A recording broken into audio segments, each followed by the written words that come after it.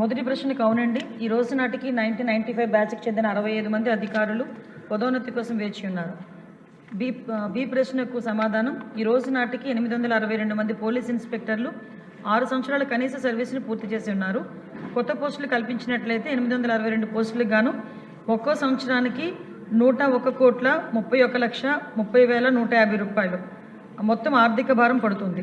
ప్రస్తుతం ఉన్న police inspector పోస్టును upgrade చేసినట్లయితే అప్పుడు 862 పోస్టులన్నింటికీ సంవత్సరానికి సగటు వార్షిక ఆదాయ భారంతో వ్యత్యాసం సంవత్సరానికి ఒక్కొక్క వ్యక్తికి 2,08,740 మీన్స్ 17,99,33,880 ఉంటుంది.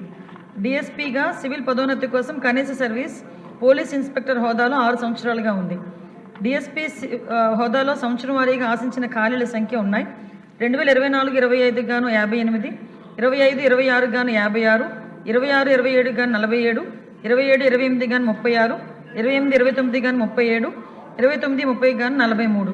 టోటల్ రాబోయే 5 సంవత్సరాల్లో 277 మంది ప్రమోషన్స్ వచ్చే అవకాశం ఉంది అధ్యక్ష. అంతేగాక 26 సైబర్ పోలీస్ స్టేషన్లు ఏర్పాటు చేయడానికి సంబంధించిన ప్రతిపాదన పరిశీలనలో ఉందని తెలియజేయడమైంది.